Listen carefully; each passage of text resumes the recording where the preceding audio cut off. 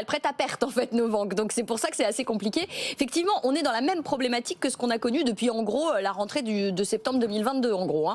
Sauf que ça s'aggrave puisqu'effectivement nous sommes le 4 janvier. Le taux d'usure a été relevé le 1er janvier. Alors le taux d'usure, il frôle maintenant les 3,6%. Ce taux d'usure, vous vous rappelez, c'est le taux maximal auquel les banques sont autorisées à prêter, taux tout compris, le taux d'intérêt que vous allez négocier avec la banque, plus l'assurance de prêt, plus les frais de dossier.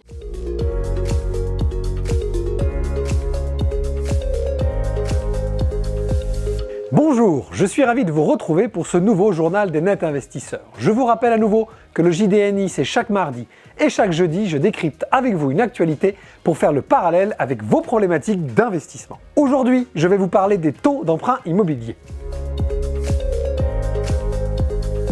Nous assistons depuis plusieurs mois à une explosion du nombre de refus des prêts immobiliers, nombre qui s'est accentué depuis le début de l'année 2023. Cela est dû principalement à deux raisons.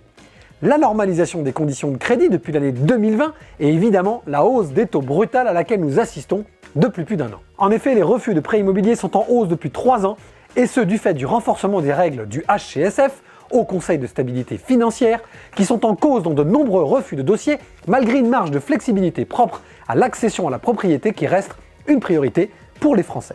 Mais au-delà du renforcement des règles d'acceptation de crédit, comme votre taux d'endettement maximum, c'est le cumul du plafond du taux d'usure, à savoir le taux maximum auquel vous pouvez emprunter, et la hausse continue des taux depuis janvier 2021, qui sont les véritables raisons de cette contraction du crédit.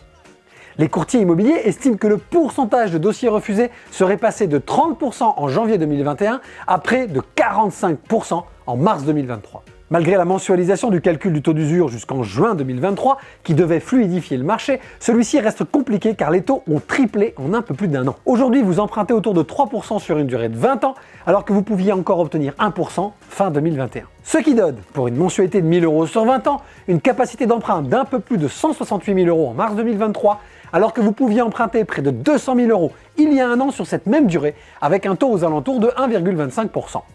Cela représente donc une perte quasi de 15% de capacité d'emprunt. La question du jour est la suivante. Est-ce que la forte hausse du taux de ces derniers mois vous a empêché d'emprunter pour un projet immobilier? J'ai hâte de lire vos réponses sous cette vidéo ou sur nos réseaux sociaux.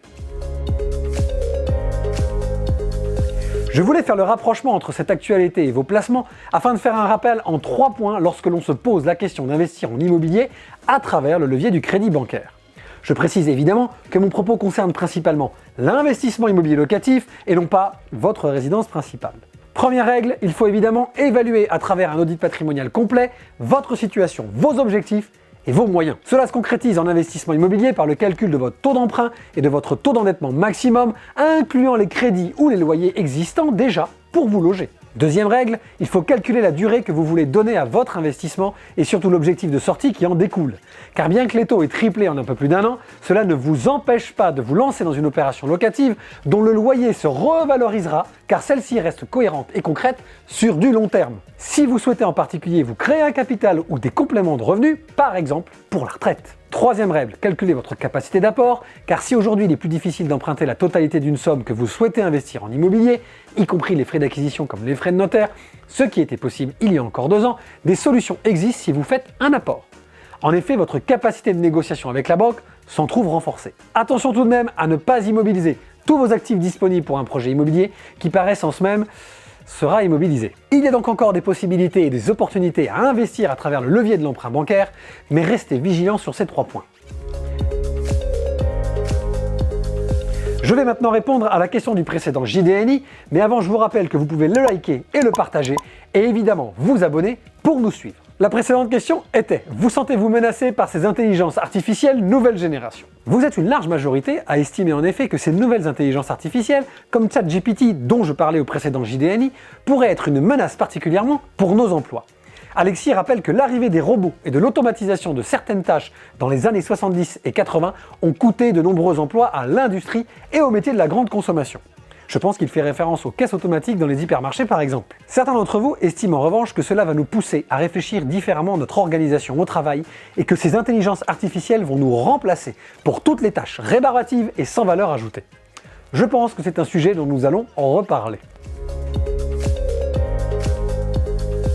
Allez, je vais vous laisser, mais avant, je vous rappelle qu'il y a toujours des possibilités de faire de l'investissement immobilier à travers le levier du crédit bancaire, malgré un contexte qui devient très compliqué, avec un triplement du niveau des taux en 15 mois et une difficulté d'obtenir un crédit, puisque 45% des dossiers seraient refusés actuellement.